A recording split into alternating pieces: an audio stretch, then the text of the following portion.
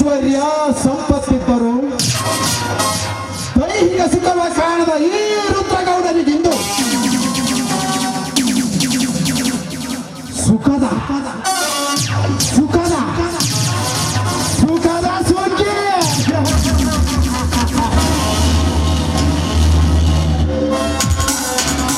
ಶಶಿ, ಭದ್ರವಾದ ನಿನ್ನ ಪ್ರೇಮ ಮಂದಿರದ ಕೆಲ ಕಾಲ ನಿದ್ರಿಸಿ ಮುಂಬಾಳಿನ ಭವಿಷ್ಯತ್ತಿನ ಭದ್ರತೆಗಾಗಿ ಬೇರೆಯವರೊಂದಿಗೆ ನಿನಗೆ ಮದುವೆ ಮಾಡಿ ನಿನ್ನ ಆದರ್ಶ ಬದುಕಿಗೆ ಮಾರ್ಗದರ್ಶಕನಾಗಿ ಈ ಅಂಧ ಸಮಾಜದ ಎದುರು ನನ್ನ ಘನತೆಗೆ ಕುಂದು ಬಾರದಂತೆ ನಾನು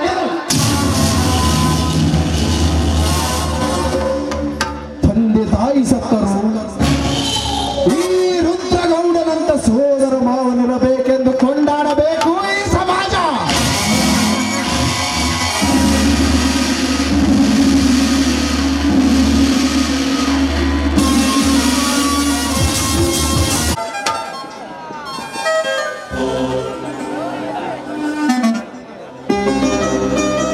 ಶೋಭಾ, ಶೋಭಾ,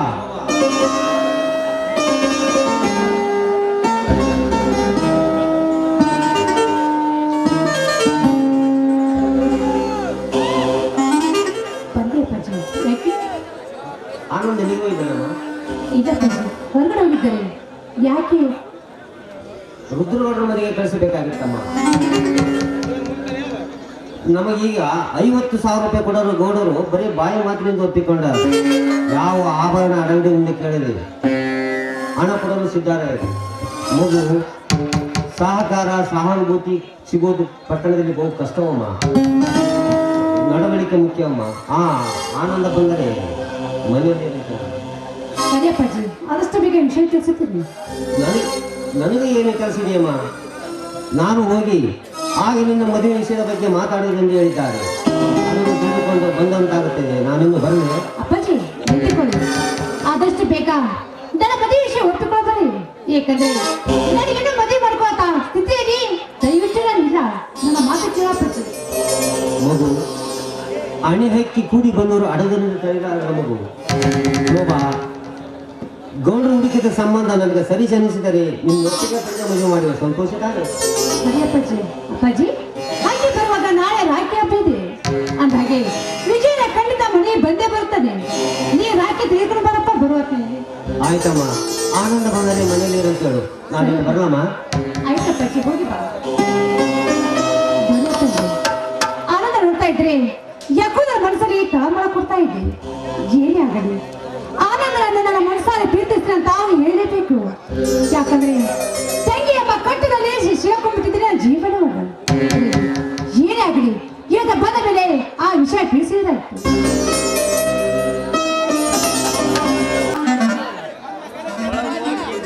ಶೋಭಾ, ಅಪ್ಪಾಜಿ ಅವ್ರ ಹಣ ತೆಗೆದುಕೊಂಡು ಬಂದರೆ ನಾನು ಇನ್ನೂ ಬಂದಿಲ್ಲ.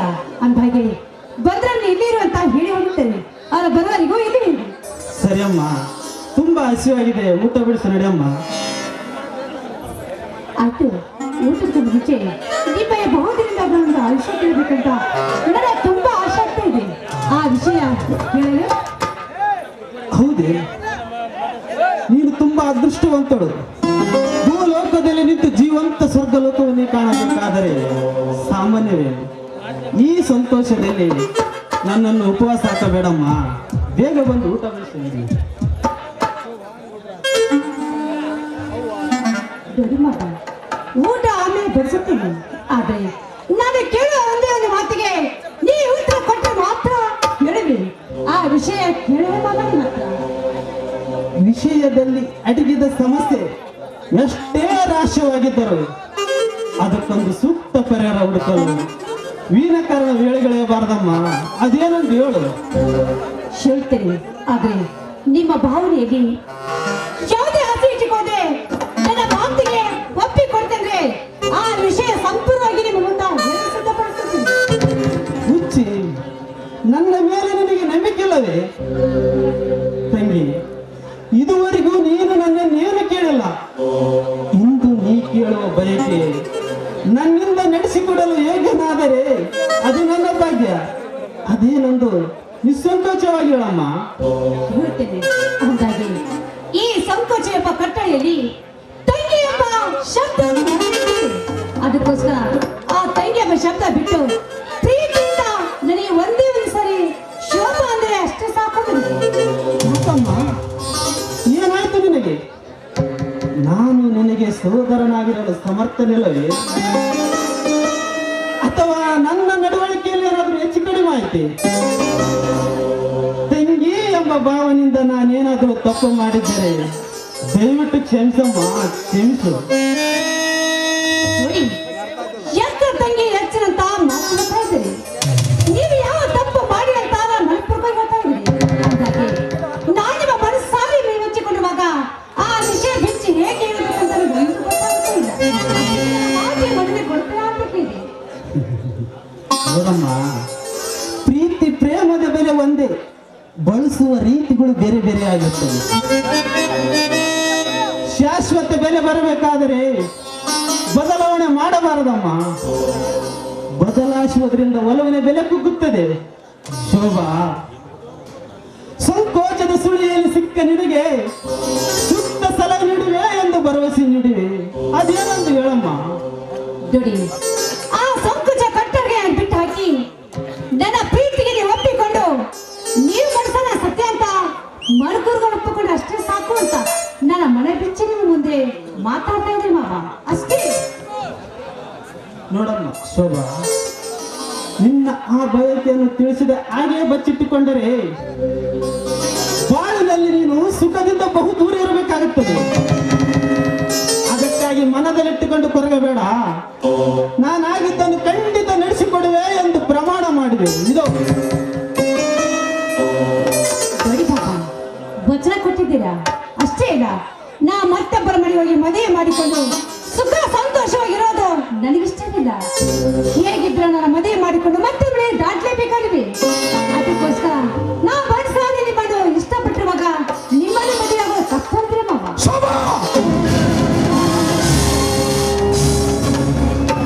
ಯಾಕೆ ಬಾಬಾ, ನಾನು ಹೇಳಿದ್ರು ಮಾತಿಗೆ ತಪ್ಪಿದ್ಯಾ ಹೇಳಿ? ಆ ಮಾತಿನ ಮತ್ತೊಬ್ಬರ ಮನೆ ಬೆಳಗ್ಗೆ ಹೋಗಬೇಕಾದವಲ್ಲ ನಾನು. ಅದರಲ್ಲಿ ನಾನು ಮನಸ್ಸಾಗಿ ಮೆಚ್ಚಿಕೊಂಡಿರುವಾಗ ಅದರಲ್ಲಿ ಮದುವೆ ತಪ್ಪೇನಿದೆ? ಶೋಭಾ,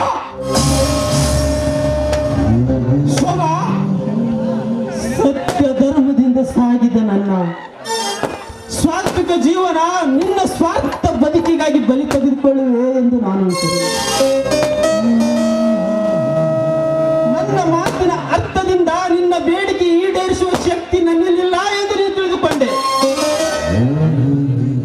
ಆದರೆ ನಿನ್ನ ಬೇಡಿಕೆ ಏನೆಂದು ತಿಳಿದುಕೊಳ್ಳಲಾಗದೆ ಕೇಳಲೇಬೇಕೆಂದು ಆತುರದಿ ನನ್ನ ಅರಿವಿಗೆ ಆಸ್ಪದೆ ಪಡೆದೆ ವಚನ ಕೊಟ್ಟು ಹುಚ್ಚನಾದೆ ಶೋಭಾ, ಹುಚ್ಚನಾದೆ ಶೋಭಾ.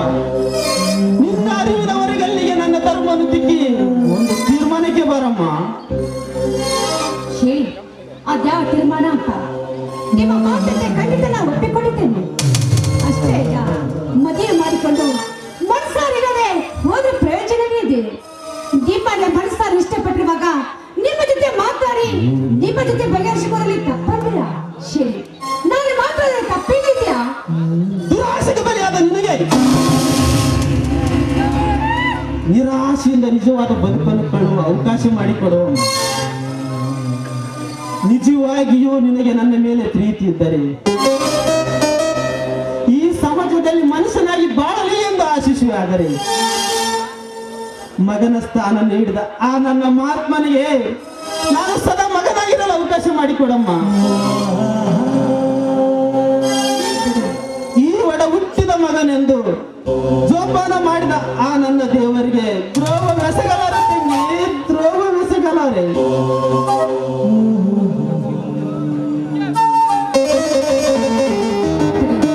ಹಾಗೆಲ್ಲ ಮನಸ್ಸು ಕೈ ಮಾತಾಡಿ ನೀವು ಮಾತು ತೆಗೆದುಕೋಬೇಡಿ. ನನ್ನ ಮಾತು ಕೇಳಿ. ಬೇಕಾದ್ರೆ ನನ್ನ ತಂದೆಯವರಿಗೆ ಹೇಳಿ, ನನ್ನ ತಂದೆಯಿಂದ ಆಸರ ಪಡಿಕೊಂಡು ನಾವಿಬ್ಬರು ಜೊತೆಯಲ್ಲೇ ಇರುವುದ? ಇದಕ್ಕೇನಂತೀರ? ಗುರು ಪತ್ನಿಯ ಆಸೆಯನ್ನು ಈಡೇರಿಸಲು ಹೋದ ಚಂದ್ರ ಋಷಿಯ ಶಾಪಕ್ಕೆ ಬಲಿಯಾಗಿ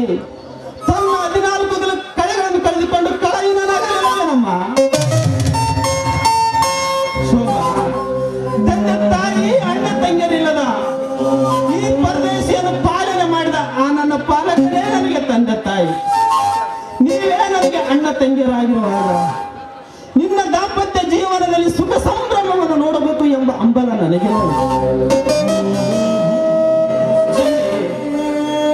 ನಿನ್ನ ಮಕ್ಕಳಿಂದ ಮಾವ ಎಂದು ಅನಿಸಿಕೊಳ್ಳಬೇಕಾದ ನಾನು ನಿನಗೆ ಜನ್ಮ ನೀಡಿದ ತಂದೆ ನನ್ನಿಂದ ಮಾವ ಎಂದು ಅನಿಸಿಕೊಳ್ಳಬೇಕು. ಶೋಭಾ, ಶೋಭಾ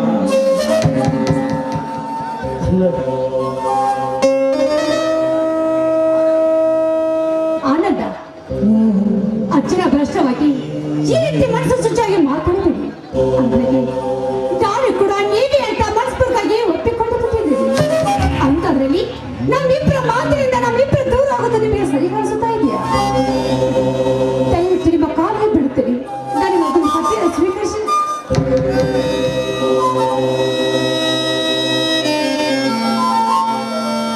ಅಂದು ಅಪ್ಪಾಜಿಯವರು ಸೋಗಳನ್ನು ಮದುವೆಗೆ ಒಪ್ಪಿಸಬಾರ ನಿನ್ನದು ಎಂದರು ಇಲ್ಲ.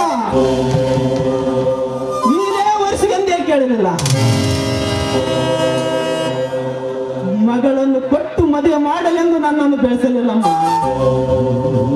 ಈ ಸಮಾಜದಲ್ಲಿ ಮಾನವತೆಯಿಂದ ಬಾಳಲಿ ಎಂದು ಬೆಳೆಸಿರುವಾಗ ನಾವು ಬೇರೆದನ್ನು ಭಾವಿಸಬಾರದಮ್ಮ.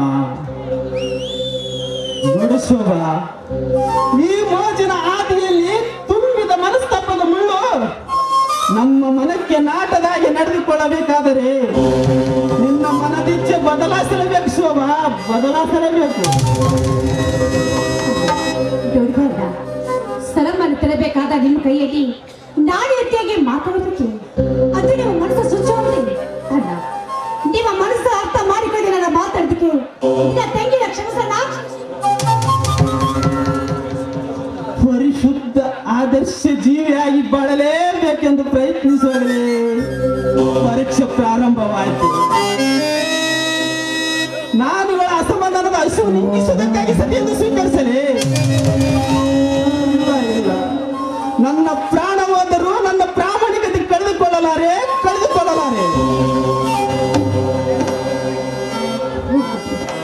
ಹಾಗಾದ್ರೆ ನಿನ್ನ ಮಾತು ಆಕಾಂಕ್ಷ ಇದೇ ರೀತಿ ಉಳಿದಿರುವಾಗ ಯಾರು ಸಾಧ್ಯ ಅಲ್ಲ. ನನ್ನ ಜೀವನದಲ್ಲಿ ಹೀಗೆ ಆ ಭಗವಂತ ಬಂದಿರುವಾಗ ನಿನ್ನ ಕೈಯಲ್ಲಿ ತಪ್ಪಿಸಕ್ಕೆ ಸಾಧ್ಯವಿಲ್ಲ, ನನ್ನ ಕೈಯಲ್ಲಿ ತಪ್ಪಿಸಕ್ಕೆ ಸಾಧ್ಯವೇ ಇಲ್ಲ. ಯಾಕಂದ್ರೆ ನನ್ನ ಜೀವನದಲ್ಲಿ ಎಷ್ಟೇ ಬಿದ್ದಿರುವಾಗ ಯಾರಿಗೆ ಮಾಡೋದು? ಅದನ್ನ ಪ್ರಾರ್ಥಕರ ಮಾತ್ರ ತಿಳಿದುಕೊಂಡು ನಮ್ಮ ಜೀವನವನ್ನು ಹೀಗೆ ಸಾಗಿಸಲೇಬೇಕಾಗಿದೆ. ಸೂರ್ಯನ ಆಗಮನದಿಂದ ಆನಂದಗೊಂಡು ಅರಳಿದ ಕಮಲದ ಹೂವು, ಸೂರ್ಯ ಅಸ್ತದ ನಂತರ ಕಳೆಗುಂದಿದ ಹೂವು ಕಂಡ ಚಂದ್ರ, ಕರ್ಣದೋರಿ ಕಂಡ ದುಂಡಿ ಕಾರಣಮ್ಮ.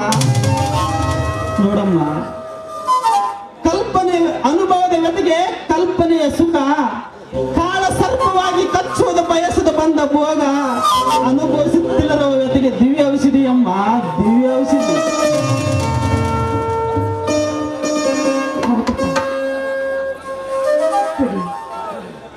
ಆ ಪಾಲಿನ ಬಂದಿರುವಾಗ ಯಾರೇನ ಮಾಡುವುದು ಅಂದ್ರಿಗೆ ನಾವು ಅಂದಕೊಂಡಕ್ಕೆ ಯಾವುದೇ ನಡೆಯಕ್ಕೆ ಸಾಧ್ಯವೇ ಇಲ್ಲ. ಹಾಗೆ ನಡೆದಿದ್ದೆ ಆದ್ರೆ ಈ ಭಗವಂತನ ಈ ಲೋಕದಲ್ಲಿ ಇರ್ತಿರ್ಲಿಲ್ಲ. ಹೋಗಿ ಬಿಡಿ, ನಾನು ಅಂದು ಮಾತಾಡದೆ ಮನಸ್ಸಿಗೆ ಹಚ್ಚಿಕೊಂಡು ಹಿಂದಾಗಿ ಮಾತಾಡಬೇಡಿ. ಏನೇ ನಿಮ್ಮ ಮನಸ್ಸು ಅರ್ಥ ಮಾಡಿಕೊಂಡೆ ನಾನು ಕೂಡ ಏನೇನೋ ಮಾತಾಡಬಿಡ್ತೀನಿ. ದಯವಿಟ್ಟು ನಾ ತಪ್ಪನ್ನು ಕ್ಷಮಿಸಿಬಿಡ, ನಾ ಕ್ಷಮಿಸಿಬಿಡ. ಶೋಭಾ, ಒಡ ಹುಟ್ಟಿದವಳು ಮಾತ್ರ ಸಹೋದರಿ ಎಂದು ತಿಳಿದಿರುವ ಈ ಸಮಾಜಕ್ಕೆ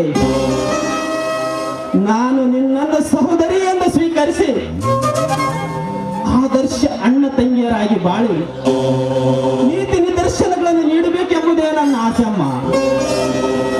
ಆದರೆ ನಿನ್ನ ಮನದಲ್ಲಿ ನನಗೆ ಅರಿವಾಗದಂತ ಬಯಕೆ ಇಟ್ಟುಕೊಂಡು ನನ್ನನ್ನು ಧರ್ಮ ಸಂಕಟಕ್ಕೆ ಸಿಲುಕಿಸಿ ನೀನು ಸಂತೋಷ ಪಡೆಯ ಶೋಭಾ, ಏಳು ಶೋಭಾ.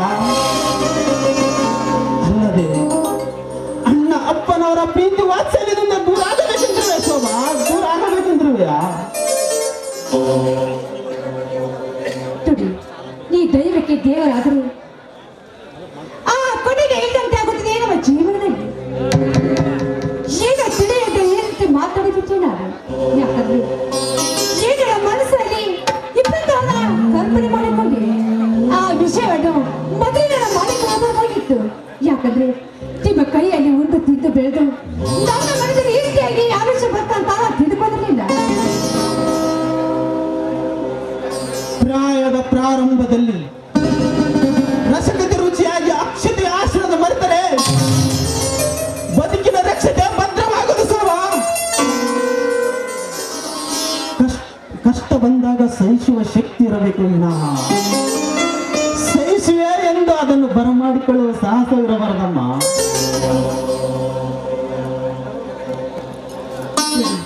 ಈ ತನು ಮನ ನಿಮಗೋಸ್ಕರ ಮನಸ್ಸಿನಾಗಿಟ್ಟಿದ್ದೆ ನಾನು. ಹಾಗಾಗಿ ಆ ದೇವರಿಗೆ ಇಷ್ಟ ಇದ್ದಾಗ ಯಾರು ನೋಡೋದು? ಎಂತ ಕಷ್ಟ ಸುಖ ಬಂದರು ಧೈರ್ಯದಿಂದ ಎದುರಿಸಬೇಕಂತ ಆ ಭಗವಂತ ನಮ್ಮ ಜೀವನದಲ್ಲಿ ಬಂದಿರುವಾಗ ಯಾರೇನು ಮಾಡೋದು? ಹೊಸ ಬಾಳಿನ ಹರ್ಷದ ಸಸಿ ಹೊರ ಬೀಳುವ ಮುನ್ನ ವಿಧಿ ಎಂಬ ಉಳಿವಿನ ಬಾಗಿ ಬಿದ್ದು ನಾಶವಾಗಬಾರದೆಂದು ನಾನು ಆಸೆಪಟ್ಟೆ. ನಿನ್ನ ಆತ್ಮತೃಪ್ತಿಗೆ ನನ್ನ ವೇದನೆಯ ಸಮೃದ್ಧಿ ಆಹಾರವೆಂದಾಗ ಅನಿವಾರ್ಯ ನಾನು ನಿನಗೆ ತೃಪ್ತಿ ಪಡಿಸಲೇಬೇಕು.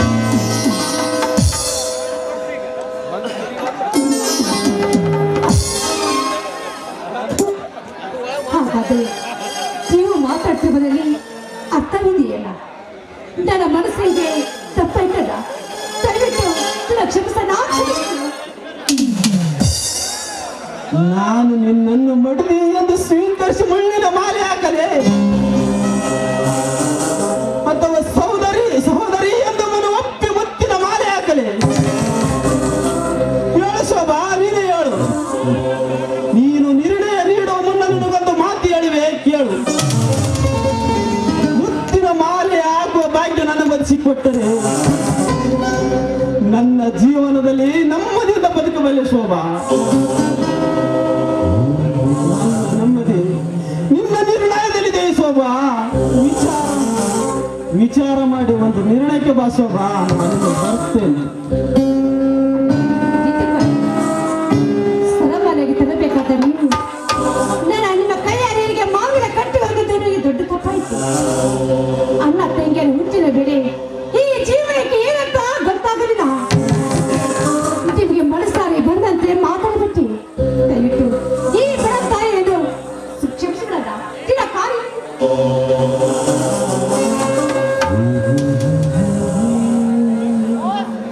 ತಂಗಿ, ಕ್ಷಮೆ ಕೇಳುವಂತ ಕೀಳುವರ್ತೇನೆ ನೀನೇನು ಮಾಡಿಲ್ವಮ್ಮ.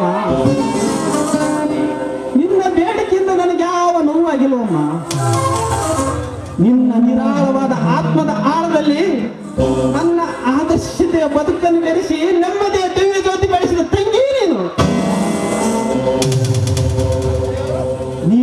ಅಣ್ಣ ಎಂಬ ಅಮೃತವಾಣಿ. ನನ್ನ ರಕ್ತದ ಅಣುವಣಿನಲ್ಲೂ ನನ್ನನ್ನು ನಾನೇ ಮರ್ತೆ. ತಂಗಿ, ಯಾಕಮ್ಮ ಕಣ್ಣಲ್ಲಿ ನೀರು? ನನ್ನಿಂದ ಏನಾದರೂ ನಿಮ್ಮಿಂದ ಯಾವ ತಪ್ಪು ಆಗಿಲ್ಲ. ಅಂದಾಗೆ ಇವು ಸಂತೋಷದ ಕಣ್ಣೀರ, ನಾ ಸಂತೋಷ ಕಣ್ಣೀರು. ನನ್ನ ಮನಸ್ಸಿಗೆ ಬಂದಂತೆ ನಿಮ್ಮ ಜೊತೆ ವರ್ತನೆ ಮಾಡಿಬಿಟ್ಟೆ. ಅದೀಗ ಸಹಿಸಿಕೊಂಡು ನೀವೇ ನಾನಿದೆ. ನೋಡಿದೆಯ ತಂಗಿ ಪರಿವರ್ತನೆಯ ಫಲವನ್ನು? ಇದಕ್ಕಿಂತ ಮುಂಚೆ ದುಃಖದ ಅಶ್ರುವಾಗಿದ್ದ ಇವ್ಯಾನಿಗಳು ಈಗ ಆನಂದದ ಬಾಷ್ಪಗಳಾಗಿ ಸಂತಸ ಸೂಚಿಸುತ್ತವೆ. ಇದೇ ಪರಿವರ್ತನೆಯಲ್ಲಿ ಅಡಗಿದ ಅದ್ಭುತ ಶಕ್ತಿ. ನಾನು ಕೂಡ ನಿನ್ನಂತ ಅನುಭವ ಪಡಿಬೇಕಾದ್ರೆ ಯಾವ ಜನ್ಮ ಪುಣ್ಯ ಮಾಡ್ತಿರೋ ಹೇಗೆ? ಈ ಜನ್ಮದಲ್ಲಿ ನಿನ್ನಂತ ಅನುಭವ ಪಡೆದು ಕೊಡಿದ್ರೆ ನಾನೇ ಭಾಗ್ಯಶಾಲಿ. ನಾನು ಭಾಗ್ಯಶಾಲಿ.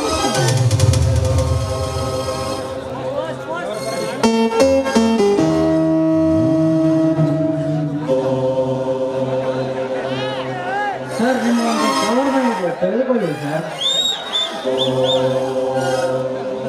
ಹಾಗೆ ಇಲ್ಲ, ಒಂದು ಸೈನ್ ಮಾಡಿ ಸರ್.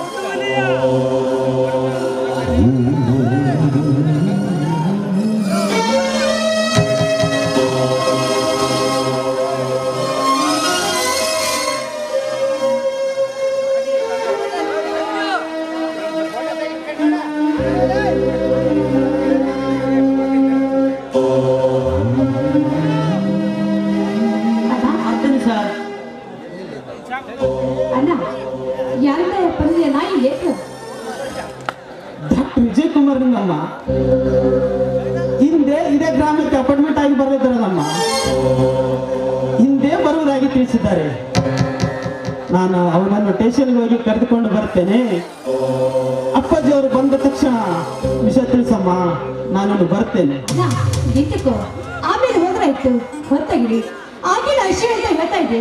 ನಡೆಯಲ್ಲ, ಒಳಗಡೆಗೆ ಊಟ ಮಾಡಿಕೊಂಡು ಹೋಗುತ್ತೆ. ತಂಗಿ, ಸಂತಸದ ಸುದ್ದಿ ಕೇಳಿದಾಗ ಹಸಿದ ಹೊಟ್ಟೆ ಅಮೃತದ ತಟ್ಟೆ ಕೊಟ್ಟರು ಕೊಂಡರೂ ಮುಟ್ಟಲಾರದು. ಕುರುಡನಿಗೆ ಕಣ್ಣು ಬಂದಾಗ ಕೋಲನ್ನು ನೋಡಲಾರ, ಮೂಕನಿಗೆ ಮಾತು ಬಂದಾಗ ಕೇಕೆ ಹಾಕಲಾರ, ಅತ್ಯ ಆನಂದವಾದಾಗ ಆತ್ಮೀಯ ಗೆಳೆಯನನ್ನು ಬಿಟ್ಟು ಊಟ ಮಾಡಲು ಮನವೊಪ್ಪಲಾರದಮ್ಮ. ವಿಜಯನನ್ನು ಕರೆದುಕೊಂಡು ಬಂದ್ಮೇಲೆ ಊಟ ಮಾಡುತ್ತೇನೆ ತಂಗಿ, ನಾನು ಬರ್ತೇನೆ.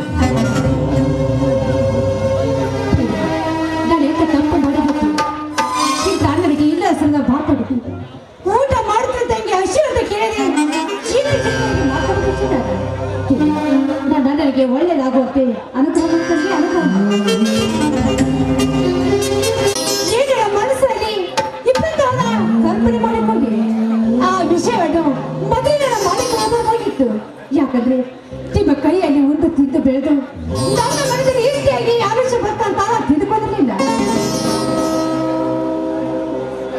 ಪ್ರಾಯದ ಪ್ರಾರಂಭದಲ್ಲಿ ರಸಗತಿ ರುಚಿಯಾಗಿ ಅಕ್ಷತೆ ಆಶ್ರದ ಮರೆತರೆ ಬದುಕಿನ ರಕ್ಷತೆ ಭದ್ರವಾಗದು ಸೋಮ. ಕಷ್ಟ ಬಂದಾಗ ಸಹಿಸುವ ಶಕ್ತಿ ಇರಬೇಕು ವಿನಃ ಸಹಿಸುವೆ ಎಂದು ಅದನ್ನು ಬರಮಾಡಿಕೊಳ್ಳುವ ಸಾಹಸವಿರಬಾರದಮ್ಮ.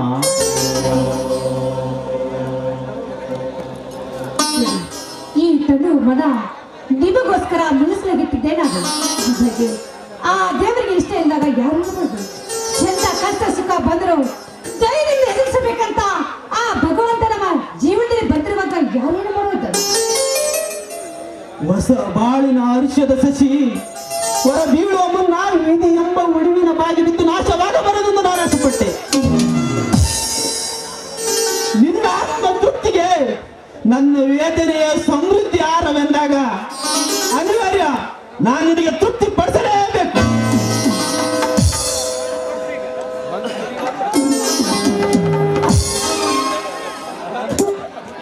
ಹಾಗಾದರೆ ನೀವು ಮಾತಾಡ್ತಿರೋದ್ರಲ್ಲಿ ಅರ್ಥವಿದೆಯಲ್ಲ? ನನ್ನ ಮನಸ್ಸಿಗೆ ತಪ್ಪಾಯ್ತದ? ದಯವಿಟ್ಟು ಕ್ಷಮಿಸೋಣ.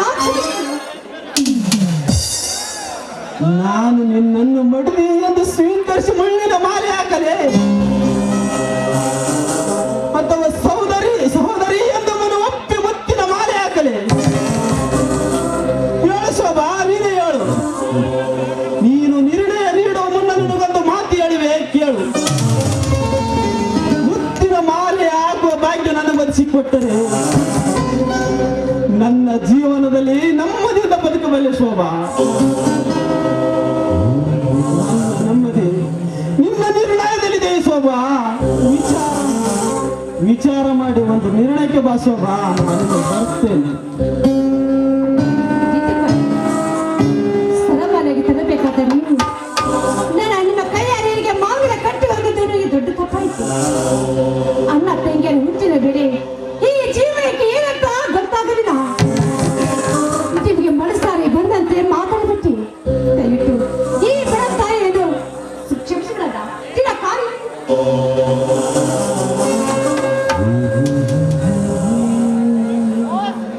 ತಂಗಿ, ಕ್ಷಮೆ ಕೇಳುವಂತ ಕೀಳುವರ್ತೇನೆ ನೀನೇನು ಮಾಡಿಲ್ವಮ್ಮ. ನಿನ್ನ ಬೇಡಿಕೆಯಿಂದ ನನಗೆ ಯಾವ ನೋವಾಗಿಲ್ವಮ್ಮ.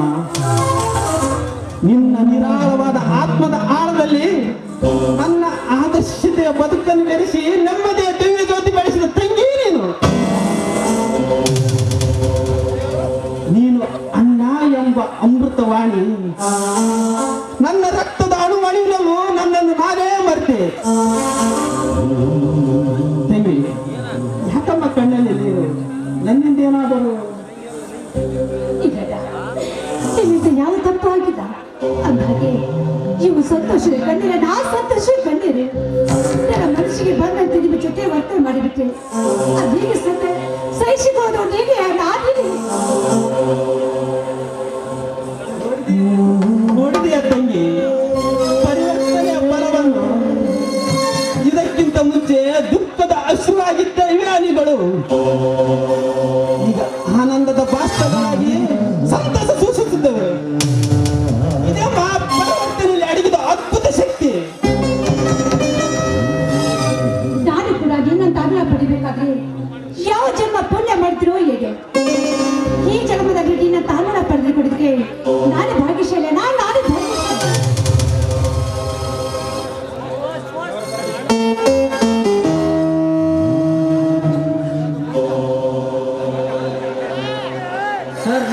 ಕವರ್ನಾಗಿದೆ ತೆಗೆದುಕೊಳ್ಳಿ ಸರ್.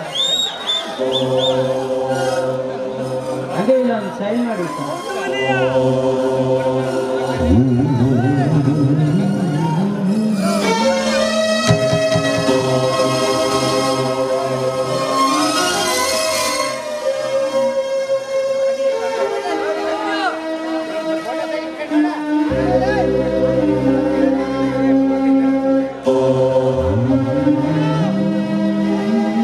ಆಗ್ತದೆ ಸರ್. ಅಣ್ಣ ಯಾರಿಂದ ಬಂದಿದೆ ನಾಯಿ ಬೇಕು? ಡಾಕ್ಟರ್ ವಿಜಯ್ ಕುಮಾರ್ ನಮ್ಮ ಹಿಂದೆ ಇದೇ ಗ್ರಾಮಕ್ಕೆ ಅಪಾಯಿಂಟ್ಮೆಂಟ್ ಆಗಿ ಬರುತ್ತಿರೋದಮ್ಮ. ಹಿಂದೆ ಬರುವುದಾಗಿ ತಿಳಿಸಿದ್ದಾರೆ.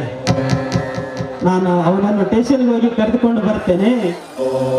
ಅಪ್ಪಾಜಿ ಅವರು ಬಂದ ತಕ್ಷಣ ವಿಷಯ ತಿಳಿಸಮ್ಮ, ನಾನನ್ನು ಬರ್ತೇನೆ. ಅಣ್ಣ ಎಂತಕ್ಕೋ ಆಮೇಲೆ ಹೋದ್ರಾಯ್ತು, ಹೊತ್ತಾಗಿಡಿ. ಆಗಿನ ಅಶ್ವಿನಿ ಅಂತ ಹೇಳ್ತಾ ಇದ್ದೆ.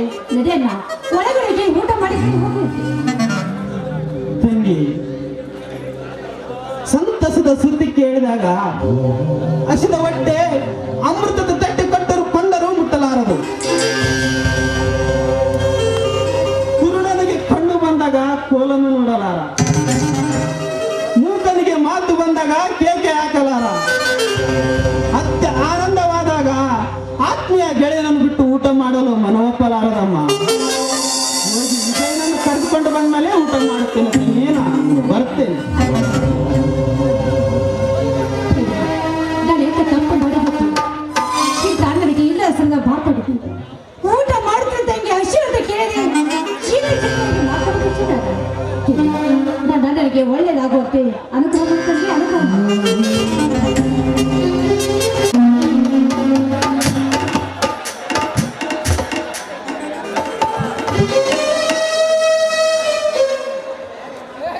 ತಂದೆಯವರ ಆಶೀರ್ವಾದದಿಂದ, ದಯಾಮಯನಾದ ಶ್ರೀ ಸುಗುರೇಶ್ವರನ ಕೃಪ ಕಟಾಕ್ಷದಿಂದ ನಾನೆಂದು ಸರಕಾರಿ ಡಾಕ್ಟರ್ನಾಗಿ ಈ ಗ್ರಾಮದ ರೋಗಿಯ ಸೇವೆ ಮಾಡಲು ಅವಕಾಶ ಮಾಡಿಕೊಟ್ಟಿದ್ದಾರೆ.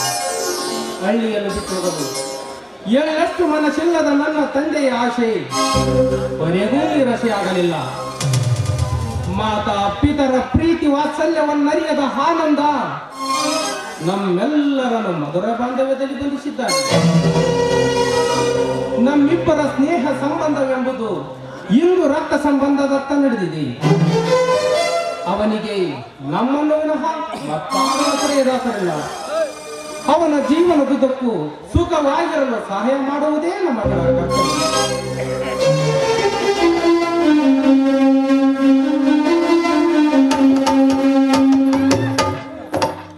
ಹಲೋ ವಿಜಯ್, ನಿನ್ನ ಸ್ವಾಗತಕ್ಕಾಗಿ ಸ್ಟೇಷನ್ಗೆ ಬರಲಿದ್ದೆ.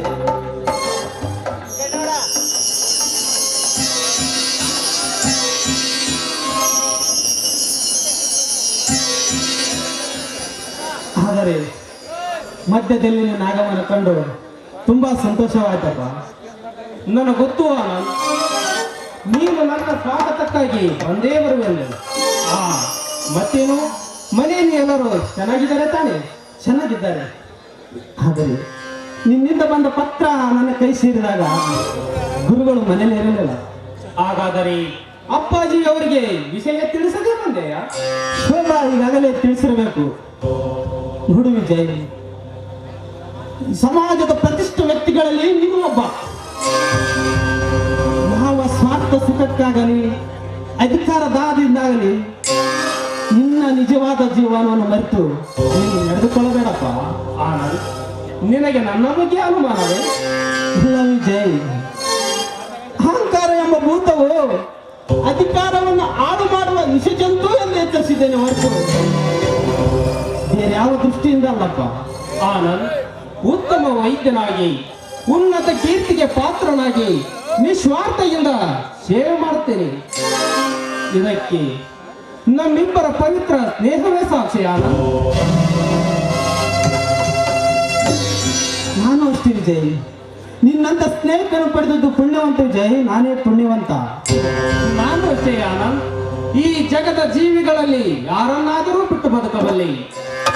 ನಿನ್ನ ನಗಲಿ ಬದುಕಲು ನನ್ನಿಂದ ಆಗದು ಆನಂದ್. ಈ ನಮ್ಮಿಬ್ಬರ ಬಾಂಧವ್ಯವು ಜೀವನದುದ್ದಕ್ಕೂ ಹೀಗೇ ಸಾಗಲೆಂದು ಆ ಭಗವಂತನಲ್ಲಿ ಪ್ರಾರ್ಥಿಸುತ್ತೇನೆ. ವಿಜಯ್, ಮನೆಯಲ್ಲಿ ತಂಗಿ ಶೋಭಾ ದಾರಿ ಕಾಯ್ತಾ ಕುಳಿತಿದ್ದಾಳೆ. ನಡೆಯಲು ಮನೆ ಹೋಗೋಣ. ನಡಿ ಹೋಗೋಣ.